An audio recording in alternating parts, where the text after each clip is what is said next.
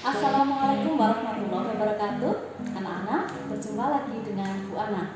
Nah, senang sekali Bu Ana bisa berjumpa dengan kalian. Bagaimana keadaan kalian hari ini? Semoga dalam keadaan sehat walafiat. Anak-anak, pada video kali ini kita akan belajar tematik. Siapkan alat-alat tulis kalian dan buku kalian. Sudah siap? Yuk kita mulai. Jangan lupa subscribe dan nyalakan lonceng notifikasinya ya.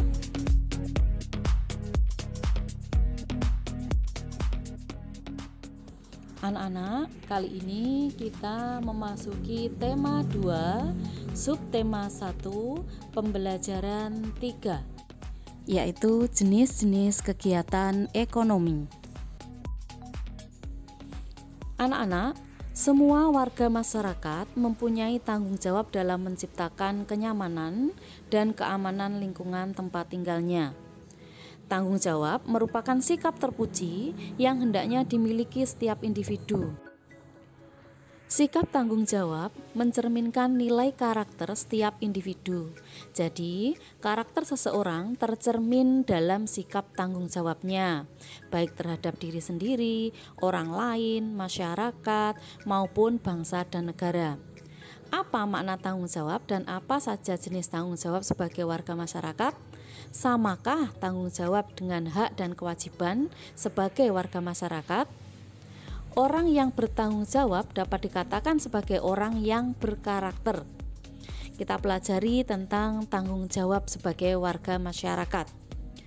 Tanggung jawab melekat pada diri setiap manusia dimanapun ia berada, termasuk dalam masyarakat.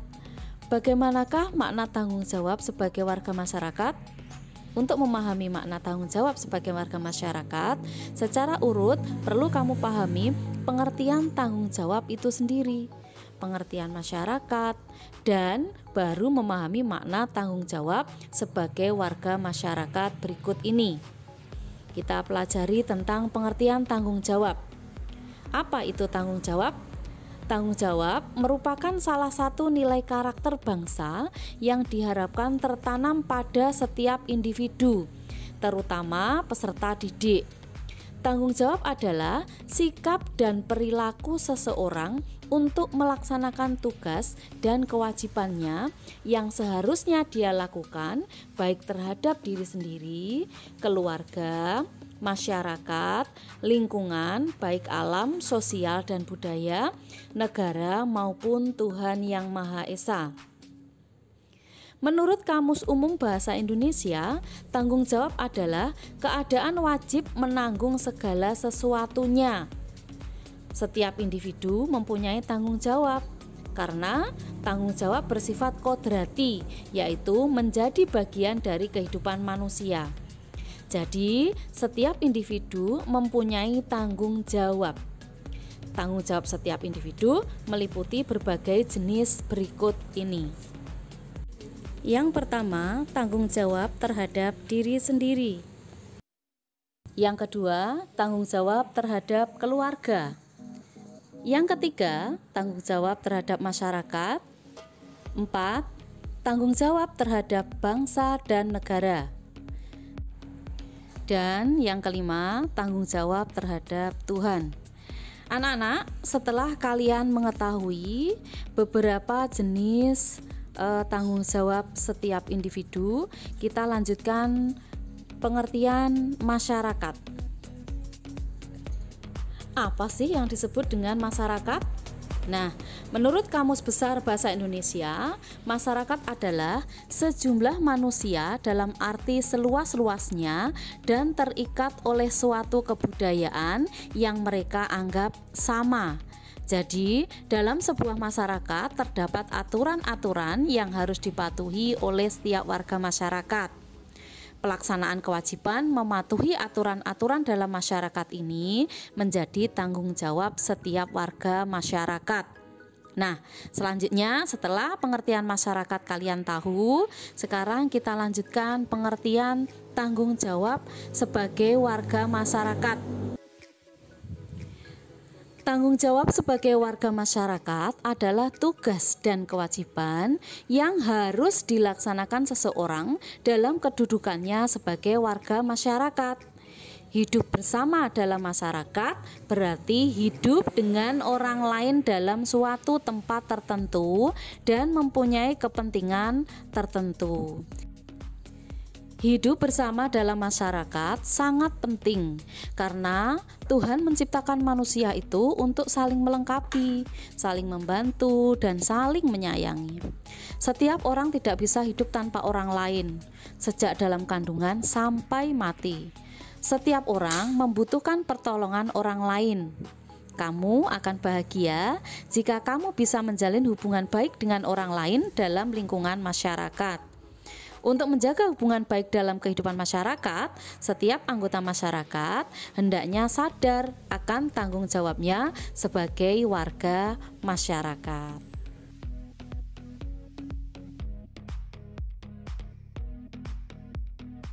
Nah, dalam kehidupan bermasyarakat juga ada bermacam-macam jenis-jenis usaha atau kegiatan ekonomi. Nah, kondisi geografis Indonesia ini beragam, ada wilayah daratan, ada perairan, dan sebagainya. Kondisi geografis yang beragam menyebabkan beragam pula jenis kegiatan ekonomi masyarakat. Keragaman ini disesuaikan dengan kondisi alam atau geografi suatu wilayah. Kegiatan ekonomi tersebut bertujuan memenuhi kebutuhan hidup masyarakat. Nah, agar tercipta kehidupan yang nyaman, setiap penduduk perlu menghargai jenis kegiatan ekonomi penduduk lainnya. Silakan kalian amati jenis kegiatan ekonomi di lingkungan daerah sekitarmu. Pasti ada yang bekerja sebagai petani di persawahan, ada yang beternak, ada juga yang berdagang di pasar, ada yang bekerja di sektor industri dan sebagainya. Nah, sekarang apa yang dimaksud dengan kegiatan ekonomi? Kegiatan ekonomi adalah semua kegiatan yang dilakukan manusia untuk memenuhi kebutuhan hidupnya. Jika dicermati, kegiatan ekonomi dilakukan dengan memanfaatkan sumber daya alam. Sebagai negara kepulauan, Indonesia dikaruniai sumber daya alam yang sangat melimpah. Karunia ini sudah sepantasnya kalian syukuri dengan memanfaatkan secara bijak.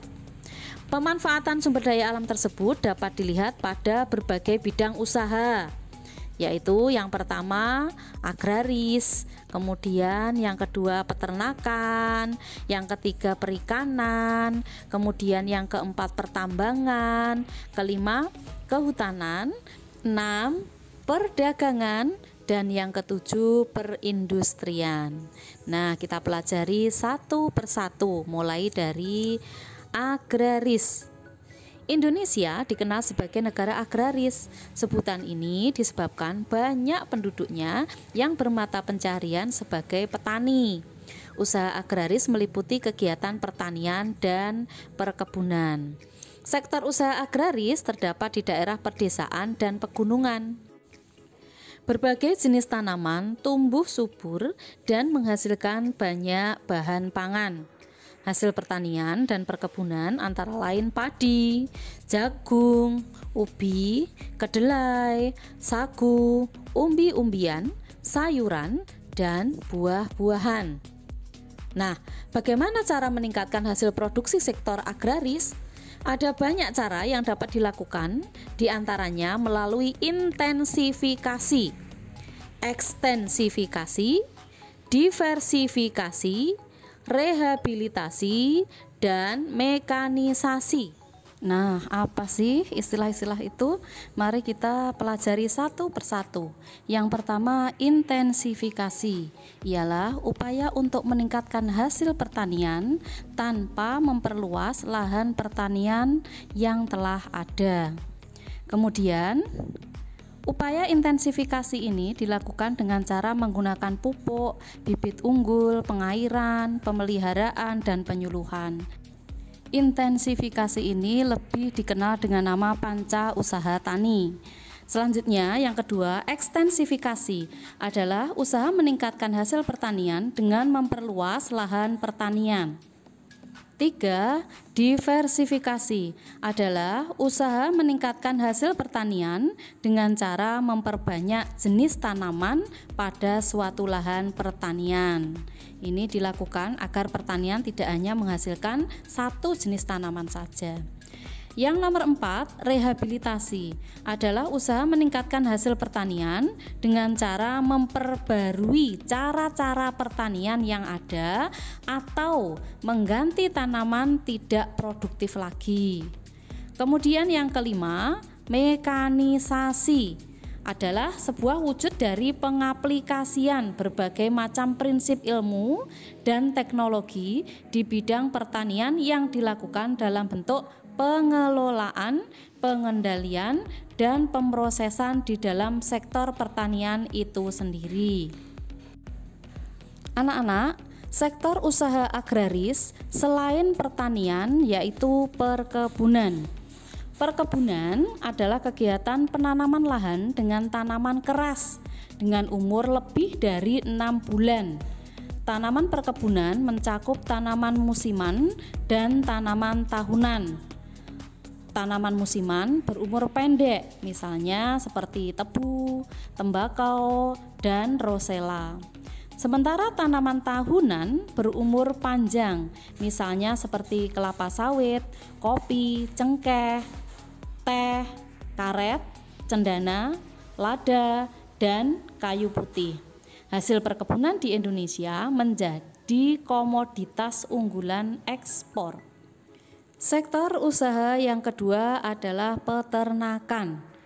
Peternakan adalah kegiatan usaha budidaya hewan yang diambil hasilnya. Hasil peternakan terdiri atas daging, telur, susu, kulit, dan bulu. Jenis peternakan dapat dibedakan sebagai berikut. Ada peternakan hewan kecil, misalnya kelinci, kambing, domba, dan biri-biri.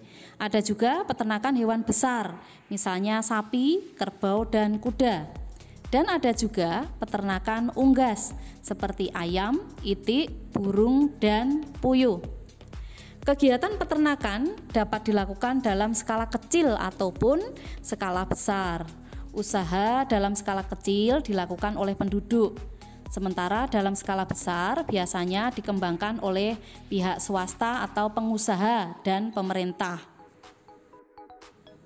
Untuk meningkatkan mutu peternakan di Indonesia, pemerintah juga melakukan upaya, yaitu antara lain memberikan bantuan bibit unggul, menyediakan pakan ternak bermutu, dan memberikan penyuluhan kepada peternak. Sektor usaha berikutnya yang ketiga yaitu perikanan. Nah, di sekitarmu mungkin terdapat budidaya ikan di kolam. Inilah salah satu contoh usaha perikanan. Secara umum, usaha perikanan dibedakan menjadi perikanan darat dan perikanan laut. Perikanan darat ini usaha memelihara dan menangkap ikan di perairan darat. Terdiri atas perikanan air tawar dan perikanan air payau. Perikanan air tawar dilakukan di sungai, bisa di danau, rawa, waduk atau bendungan, empang, sawah maupun di kolam. Jenis ikan yang dibudidayakan seperti lele, nila, mujair, gurami, dan ikan mas. Perikanan air payau dilakukan di tambak di pinggir pantai. Jenis ikan yang dibudidayakan adalah ikan bandeng. Kemudian perikanan yang kedua adalah perikanan air laut, yaitu usaha menangkap ikan di pantai atau di laut. Di Indonesia, usaha penangkapan ikan di laut dilakukan nelayan tradisional. Saat musim ikan, nelayan akan memperoleh banyak hasil tangkapan. Laut juga menghasilkan udang, kerang, rumput laut, mutiara, dan garam. Selain untuk keperluan penduduk, hasil tangkapan ditujukan juga untuk ekspor. Selanjutnya kita lanjutkan ke sektor usaha yang keempat, yaitu pertambangan. Dilihat dari kondisi geologisnya, wilayah Indonesia ini mengandung banyak barang tambang. Potensi barang tambang yang melimpah hendaknya dimanfaatkan bagi kemakmuran masyarakat. Barang tambang dapat dibedakan menjadi yang pertama, barang tambang mineral logam, misalnya emas, perak, tembaga, timah, bauksit, dan nikel. Kemudian yang kedua, barang tambang mineral non-logam, misalnya belerang, gipsum, marmer, dan batu gamping. Dan yang ketiga adalah barang tambang sumber energi, misalnya minyak bumi, batu bara, dan gas alam. Barang tambang di Indonesia termasuk sumber daya vital. Pemanfaatannya ditujukan bagi kemakmuran masyarakat Indonesia. Jika dieksploitasi terus-menerus, ketersediaan barang tambang akan cepat habis. Oleh karena itu, pemanfaatan barang tambang dilakukan dengan bijak dan memperhatikan kelestariannya. Beberapa contoh perusahaan yang mengeksploitasi barang tambang di Indonesia antara lain PT Pertamina, PT Aneka Tambang, PT Freeport Indonesia, dan PT Chevron Pacific Indonesia. Sektor usaha yang kelima yaitu kehutanan. Hutan Indonesia berperan penting sebagai paru-paru dunia. Dari segi lingkungan, hutan menjadi daerah resapan air hujan. Sayangnya, saat ini luas hutan Indonesia semakin sempit. Tidak lagi terlihat hamparan karpet hijau dari udara ketika melintasi wilayah Indonesia. Kawasan hutan semakin menyempit. Kondisi ini dapat menyebabkan bencana banjir bandang ataupun tanah longsor. Untuk meminimalisasi terjadinya bencana, kawasan hutan perlu dihijaukan kembali. Pembalakan liar harus dicegah agar hutan tidak semakin rusak. Jika hutan Indonesia kembali hijau, hasil hutan kembali melimpah. Hasil hutan di Indonesia antara lain kayu jati, meranti, ulin damar, dan rotan. Anak-anak, sektor usaha yang keenam adalah perdagangan. Apa sih perdagangan itu? Perdagangan adalah kegiatan membeli barang dagangan dan menjualnya kembali kepada konsumen. Kegiatan perdagangan ini muncul ketika kemampuan manusia atau suatu negara menyediakan barang kebutuhan bersifat terbatas. Akhirnya terjadi saling ketergantungan dalam memenuhi barang kebutuhan. Melalui kegiatan perdagangan, pedagang akan memperoleh keuntungan dari selisih harga jual dan harga beli. Kegiatan perdagangan tidak hanya mencakup satu daerah atau satu negara, tetapi kegiatan perdagangan dapat dilakukan antar negara. Secara ekonomi, kegiatan perdagangan antar negara ditandai dengan ekspor-impor. Apa itu ekspor? Ekspor adalah usaha menjual barang dari dalam negeri ke pasar luar negeri. Sementara impor adalah usaha memasukkan barang dari negara lain ke pasar dalam negeri. Nah, kemudian sektor usaha yang ketujuh adalah perindustrian. Perindustrian adalah kegiatan mengubah bahan mentah menjadi barang setengah jadi atau barang jadi. Bahan mentah diperoleh dari melimpahnya sumber daya alam. Usaha industri dapat dilakukan secara perorangan ataupun kelompok.